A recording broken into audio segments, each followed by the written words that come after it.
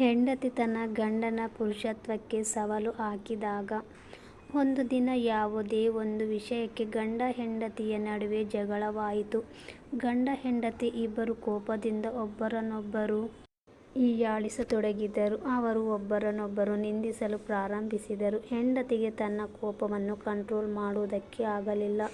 ನೀವು ಗಂಡಸರಾಗಿದ್ದರೆ ನನಗೆ ಡಿವೋರ್ಸ್ ನೀಡಿ, ನನಗೆ ನಿಮ್ಮೊಂದಿಗೆ ಒಂದು ಸೆಕೆಂಡ್ ಸಹ ಬದುಕಲು ಸಾಧ್ಯವಿಲ್ಲ ಎಂದು ಹೇಳಿದಳು. ಪತಿ ಮೌನವಾಗಿದ್ದ. ಅವಳನ್ನು ನಿರೀಕ್ಷಿಸಲು ಪ್ರಾರಂಭಿಸಿದ. ಆದರೆ ಅವಳು ಪದೇ ಪದೇ ಒಂದೇ ಸಮನೆ ನೀವು ಗಂಡಸರಾಗಿದ್ದರೆ ನನಗೆ ಡಿವೋರ್ಸ್ ಕೊಡಿ ಎಂಬ ಚುಚ್ಚು ಮಾತುಗಳು. ಕೊನೆ ಪಕ್ಷ ಆತನು ಬಲವಂತವಾಗಿ ಪೇಪರ್ನಲ್ಲಿ ಸಹಿ ಮಾಡಿದ. ಈ ಪೇಪರ್ಸ್ ತೆಗೆದುಕೊಂಡು ಇಲ್ಲಿಂದ ಹೊರಟು ಹೋಗು. ನಾನು ನಿಜವಾಗಿಯೂ ಪುರುಷ ಎಂದು ಸಾಬೀತುಪಡಿಸಿದ್ದೇನೆ. ಈಗ ನನಗೆ ನಿನ್ನ ಅವಶ್ಯಕತೆ ಇಲ್ಲ. ನೀನು ನಿನ್ನ ತವರು ಮನೆಗೆ ಹೋಗಬಹುದು ಎಂದನು. ಈ ವಿಷಯ ಸಂಬಂಧಿಕರಿಗೆಲ್ಲ ತಿಳಿದಾಗ ಅವರಿಗೆ ನಂಬೋಕೆ ಆಗಲಿಲ್ಲ. ಏಕೆಂದರೆ ಅವರಿಬ್ಬರ ನಡುವೆ ವಿಶಾಲವಾದ ಪ್ರೀತಿ ಇತ್ತು. ದಿನಗಳು ಕಳೆದಂತೆ ಅವಳಿಗೆ ತವರು ಮನೆಯಲ್ಲಿ ಇರುವುದಕ್ಕೆ ಕಷ್ಟವಾಗುತ್ತಿತ್ತು. ಜೊತೆಗೆ ಮನೆಯವರು ಹಾಗೂ ಅಕ್ಕಪಕ್ಕದವರು ಅವಳನ್ನು ಹೀಯಾಳಿಸಿ ಮಾತನಾಡಲು ಪ್ರಾರಂಭಿಸಿದರು. ಇದೆಲ್ಲ ಅವಳಿಂದ ಸಹಿಸಿಕೊಳ್ಳಲು ಸಾಧ್ಯವಾಗಲಿಲ್ಲ.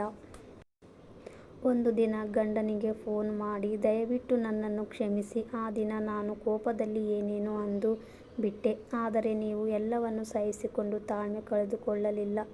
ನೀವಿಲ್ಲದೆ ನಾನು ಬದುಕಿರಲಾರೆ ಎಂದು ಅಳತೊಡಗಿದಳು. ಗಂಡ: ನಾನಂತೂ ನೀನು ಬಯಸಿದ್ದೇನೆ ಮಾಡಿದ್ದು. ನನಗೆ ಮೊದಲೇ ಗೊತ್ತಿತ್ತು ನಿನಗೆ ಒಂದು ದಿನ ನಿನ್ನ ತಪ್ಪಿನ ಅರಿವಾಗುತ್ತದೆ ಅಂತ.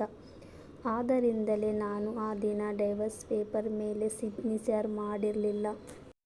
ಪತಿಯ ಮಾತುಗಳನ್ನು ಕೇಳಿ ಅಯ್ಯೋ ದೇವರೇ, ನನ್ನಿಂದ ಇಂತಹ ತಪ್ಪು ಆಗಬಾರದಿತ್ತು ರೀ, ದಯವಿಟ್ಟು ನನ್ನನ್ನು ಕ್ಷಮಿಸಿ, ಮತ್ತೆ ಯಾವತ್ತಿಗೂ ಈ ಥರ ವಿಚಿತ್ರವಾಗಿ ವರ್ತಿಸುವುದಿಲ್ಲ ಅಂತ ಅಳುತ್ತಾ ಹೇಳುತ್ತಾಳೆ.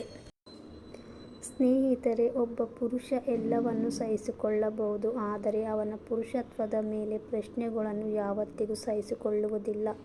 ನಿಜವಾದ ಪುರುಷತ್ವ ಎಂದರೆ ಪುರುಷರಲ್ಲಿ ಇರುವ ತಾಳ್ಮೆ. ಹೆಂಡತಿಯನ್ನು ಹೊಡೆಯುವುದು, ಅವಳ ಹೆತ್ತವರ ಬಗ್ಗೆ ಕೆಟ್ಟದ್ದನ್ನು ಮಾತನಾಡುವುದು ಅಥವಾ ಅವಳನ್ನು ನಿಂದಿಸುವುದು ಪುರುಷತ್ವ ಅಲ್ಲ. ಪ್ರತಿಯೊಬ್ಬ ಜೀವನದಲ್ಲಿ ಸಮಸ್ಯೆಗಳು ಇದ್ದೇ ಇರುತ್ತದೆ. ಆದರೆ ಗಂಡ ಹೆಂಡತಿ ಇಬ್ಬರು ಒಟ್ಟಿಗೆ ಸೇರಿ ಸಂಸಾರದ ಬಂಡಿಯನ್ನು ನಡೆಸಿದರೆ ಮಾತ್ರ ಸುಖ ಸಂಸಾರವಾಗಲು ಸಾಧ್ಯ. ಸ್ನೇಹಿತರೆ, ಈ ಒಂದು ಮಾಹಿತಿ ನಿಮಗೆಲ್ಲ ಇಷ್ಟವಾಗಿದೆ ಎಂದು ಭಾವಿಸುತ್ತೇನೆ. ಇಷ್ಟವಾದರೆ ದಯವಿಟ್ಟು ವಿಡಿಯೋಗೆ ಒಂದು ಲೈಕ್ ಮಾಡಿ, ಹಾಗೆ ಶೇರ್ ಮಾಡಿ, ಮತ್ತು ನಮ್ಮ ಚಾನಲನ್ನು ಸಬ್ಸ್ಕ್ರೈಬ್ ಮಾಡಿಕೊಳ್ಳುವುದನ್ನು ಮರೆಯಬೇಡಿ. ವಿಡಿಯೋ ಕೇಳಿದ್ದಕ್ಕೆ ಧನ್ಯವಾದಗಳು.